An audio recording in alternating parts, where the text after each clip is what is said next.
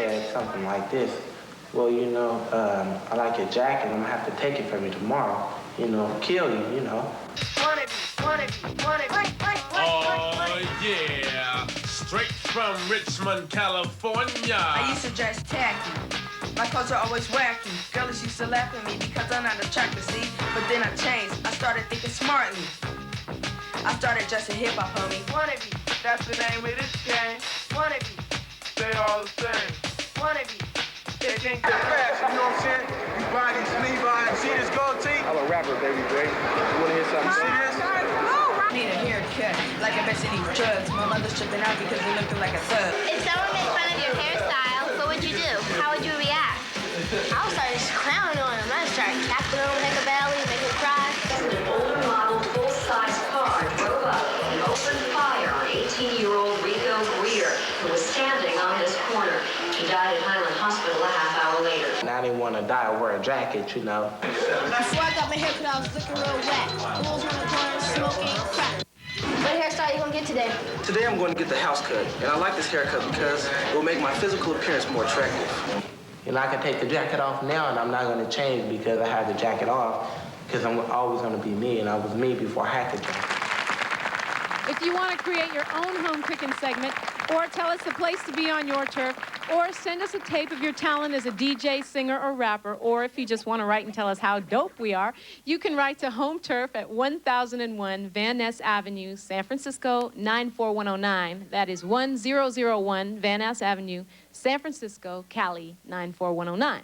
And that home cooking story brought up an issue that always seems to get this crowd warm, and it's a stereotype thing. Have you ever been jacked because of the way you were dressed? Yeah, just simply because the way I was dressed. I think it's because, you know, the police or whatever, you know, they basically, you know, say I'm walking, and just because of what I got on, they think, you know, they always thinking about, you know, what I got or what I'm doing. You know, they don't really know. They always assume, you know, and that's the, I think that's a problem. You know, they assuming they don't know. Tell me specifically one thing that happened to you once. I was going to my cousin's house, and, you know, I was in Hayward. And I guess it was at night, and they so-called had a curfew. I didn't know, and, you know, they pulled me in some bushes and stuff, you know, and it was, you know, blah, blah, blah, where you from, where you got, where you going, and all this, you know. And I think it was cool. Do you think that people, the stereotype is true? Do you think the stereotype is true? Is hip-hop style thug style? Well, no, not really. It's only what people think, that's all. I mean, to me, when police jack you, it's just all about racism. That's all it is to me. All right, okay, go ahead. The person should be able to wear what they want to wear, when they want to wear it, and how they want to wear it. I think that is right. I think that is true.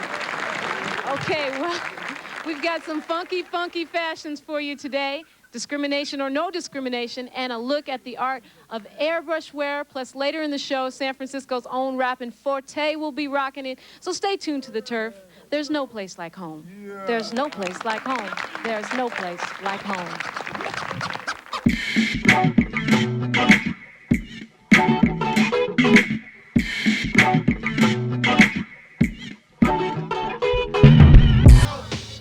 Okay, we're back in fly because Home Turf is on the hip-hop fashion tip. Our DJ Stevie K is wearing the Spikes joint gear, and I got on this Rock Embassy jacket, which is dope.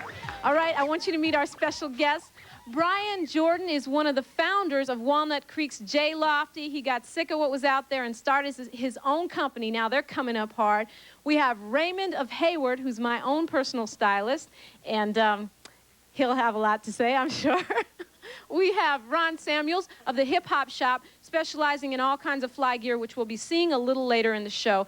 And we have Copes, straight out of Oaktown, one of the original hip-hop fellows. And you will also get a chance to talk to him, as we did earlier in the show. Okay, so here we go.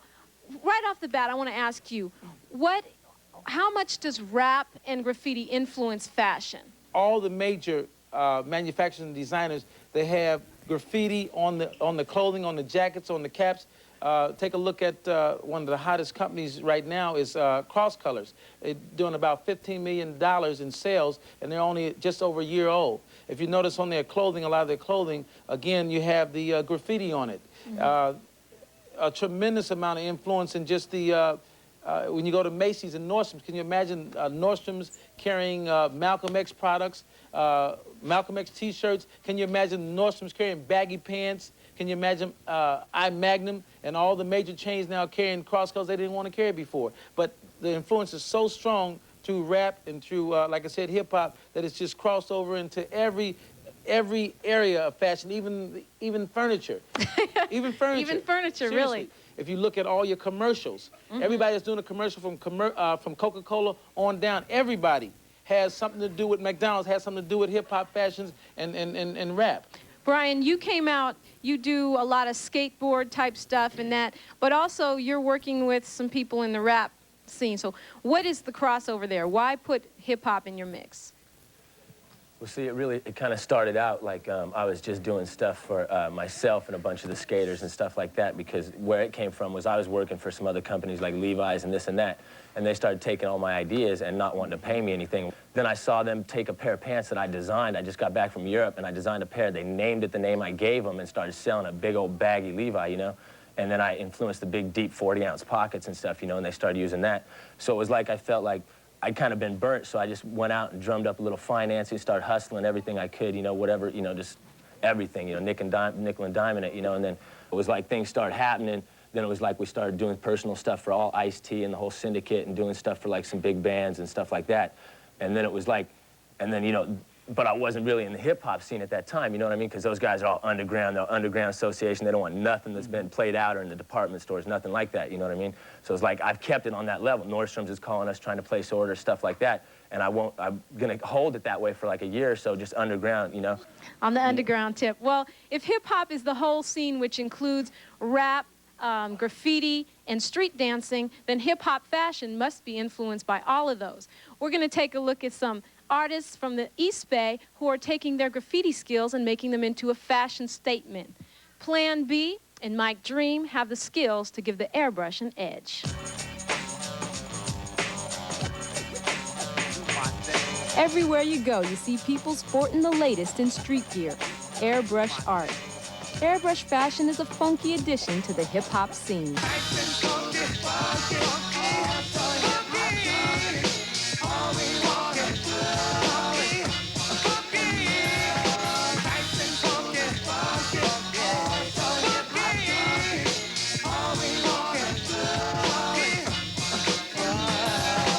Now, two Oaktown homies are turning to airbrush for profit.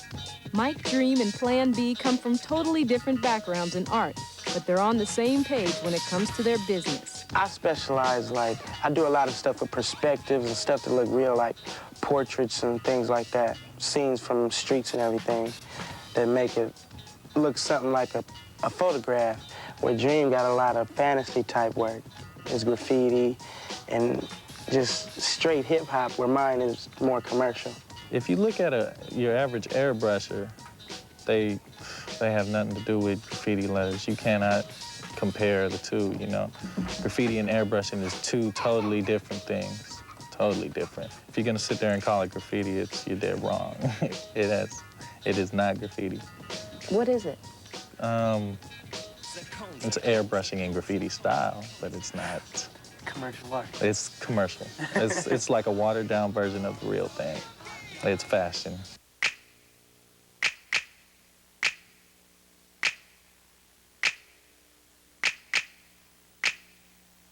I got a funky rhyme with a funky style. I got a funky rhyme with a funky style. I got a funky rhyme with a funky style. I got a funky rhyme with a funky style. You never were into street graffiti or anything like that? I did a little something when I first met Dream in high school. I was, you know, I got an ego too, so I got a little competitive. Uh-oh. And started tagging and doing throw-ups. I never did a big blockbuster piece or anything, no.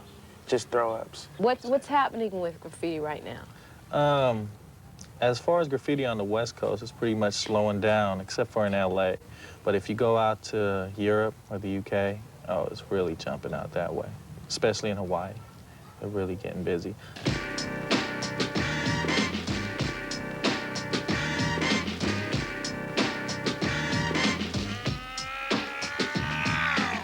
For Plan B and Dream, Airbrush Fashion is one more place to express their street style.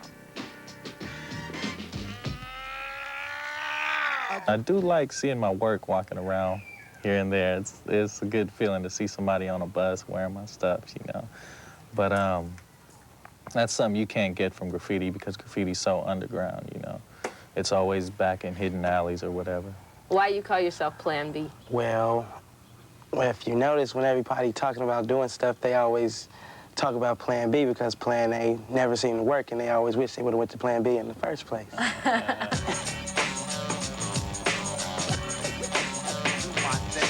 And the plan is working for these two Oaktown artists. Everybody just keep telling each other about us because they like our work.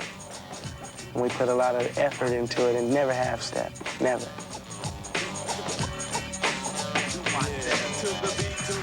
Mike Dream and Plan B now have their own shop in Oakland. It's called Dreamwear, if you want to check it out. What do you think? Is the airbrush thing, is it still cool? Is it playing out? What's happening? It's playing. I don't know. It's cool. What do you like about it? It looks cool. She likes it because it's cool and it looks cool. But it's Okay. becoming so commercial. Anyone else got any thoughts on that? I like it because, you know, it's original. You can have whatever you want. You won't walk around, you know, walk around the city and see everybody with what you got on. I don't like that. I mean, you know. But, you know, it's kind of calming down, really, because people are like, oh, yeah, I'm getting some airbrush. But now it's like, yeah, you know, you don't see a lot of people with it on now. So it might be slightly getting played out. What about the companies like the big companies that are getting into the baggy stuff and all of a sudden you see a lot more hip-hop style? Do you think that's good or do you think it's going to play itself out? Well, it depends because you can buy an outfit, but you can also put things together your own way. I don't think it's going to get played out because everybody's different. Everybody got a different attitude about hip-hop, so it might stay around for a long time. Earlier in the show, someone was saying something about crisscross, that they thought they were perpetrators. A lot of people agreed, a lot of people disagreed. I want to know, would you really wear your clothes backwards like they do? No, I wouldn't, except... Why not? I don't know, because I ain't gonna perpetrate after them what they're doing. What about inside out? Would you wear them inside out? If I was the first person to do it, I would. But I wouldn't do it otherwise if they're doing it. I don't like crisscross. Oh, he doesn't like Anyone over here want to defend crisscross? I know we have some fans in the house. No, nobody? Okay, go ahead. That's wrong. Oh. What was that? That's wrong. You don't even know what he's saying. I don't like him. I guess you do like them. Yeah, I like him. Would you wear your clothes backwards? Maybe. Yeah, I think so. You would? Yeah. Why would you do that? To be different, because none of my partners be dressing like that, you know. I'd probably do it. Okay, Ron, I want to ask you this. What do you see is coming up? We've talked a little bit about what's going out. What's coming up? What's new? We're working now on some puff-out T-shirts that have designed cartoon characters. What do you mean puff-out T-shirts? They're heat transfer chemicals that you put on shirts, and they stand out, three-dimensional type. All right, we're going to see some of these hip-hop styles on stage right here, so you want to stay tuned for that.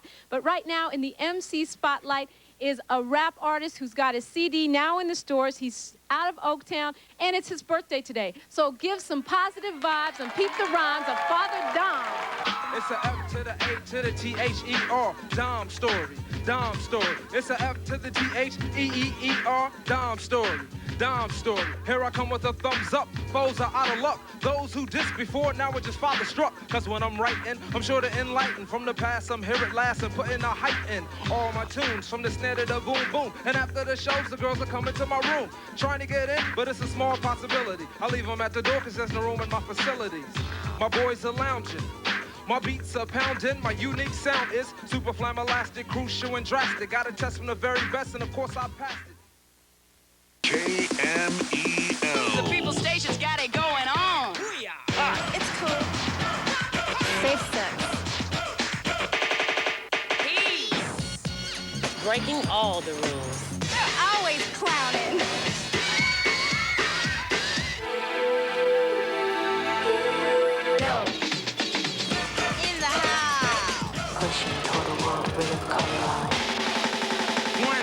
Gives it a little glitter.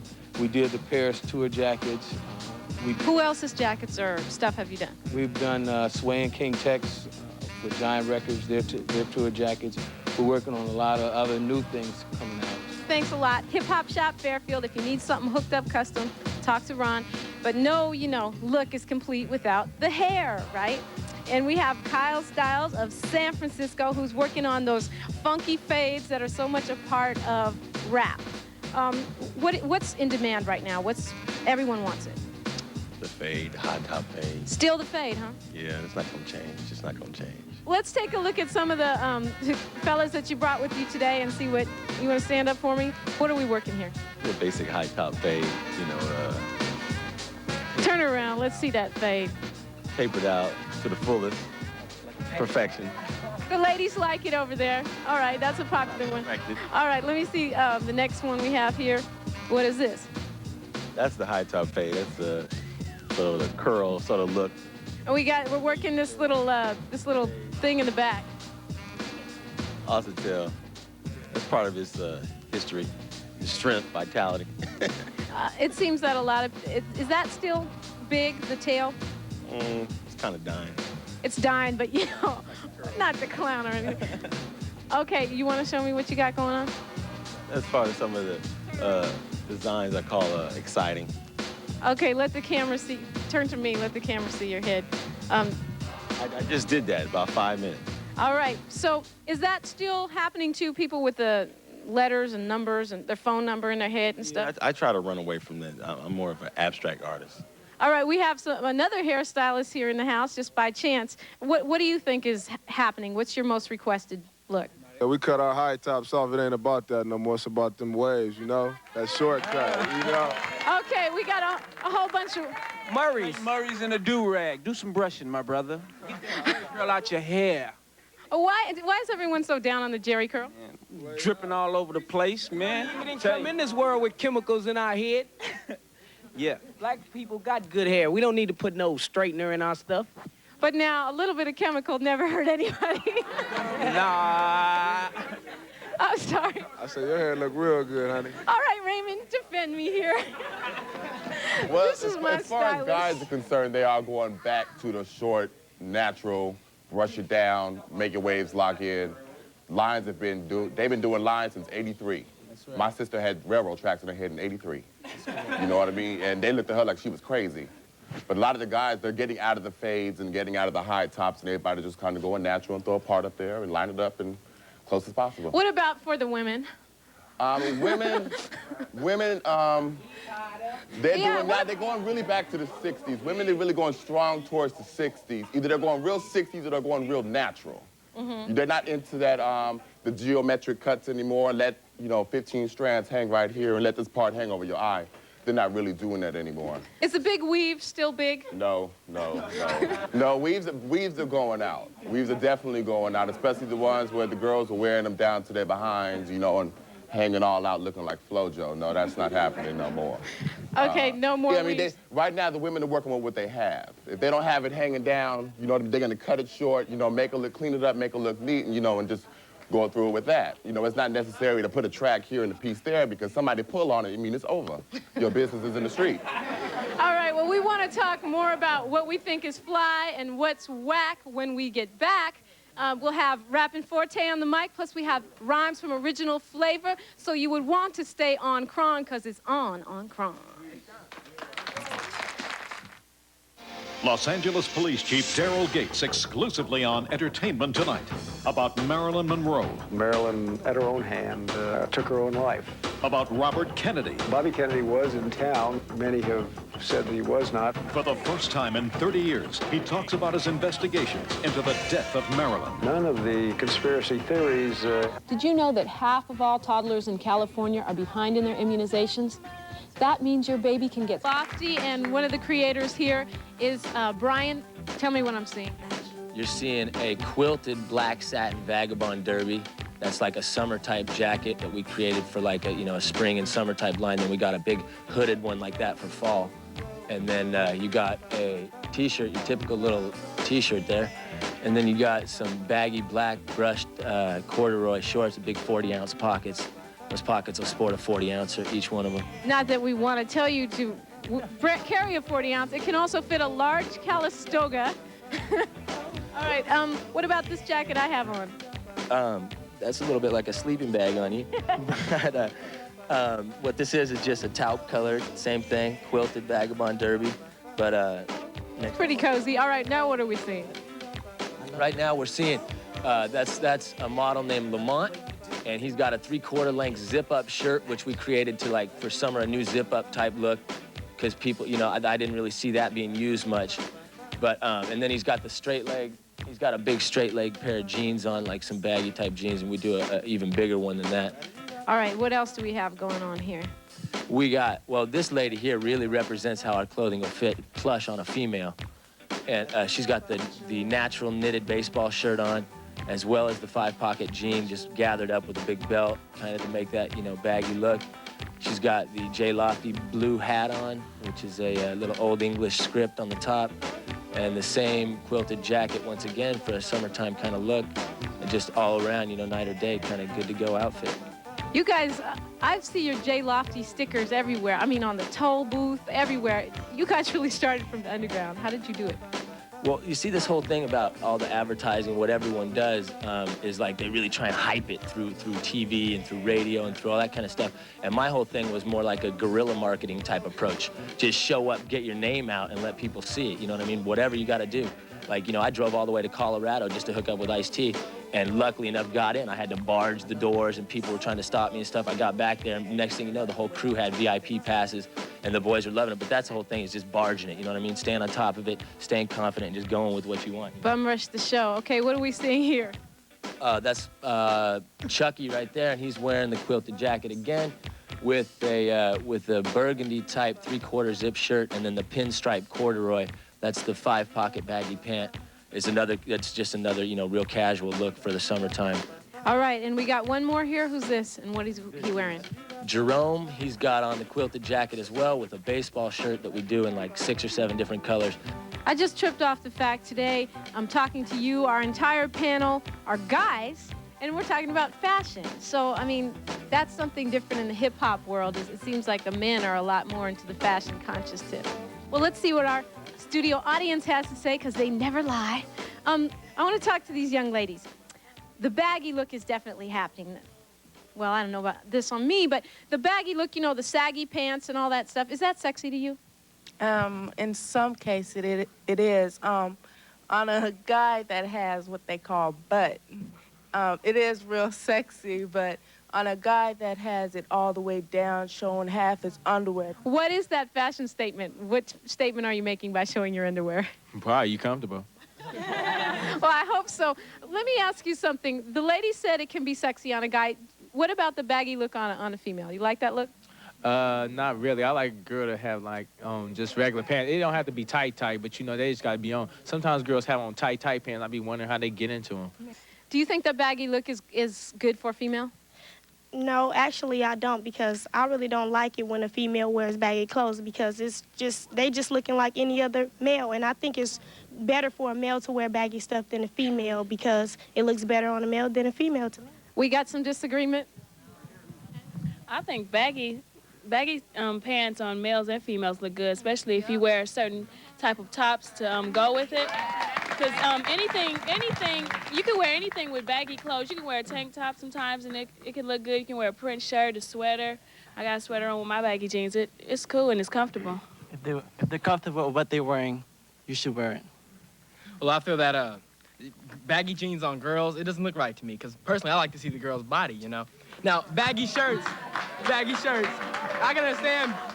But isn't that a double standard? I mean, you say comfort is important for a guy, but for girls, they can be uncomfortable? Yeah, but it's like, what looks right on a girl? But if I see a girl with her pants hanging down to her butt, that turns me away completely. What was that?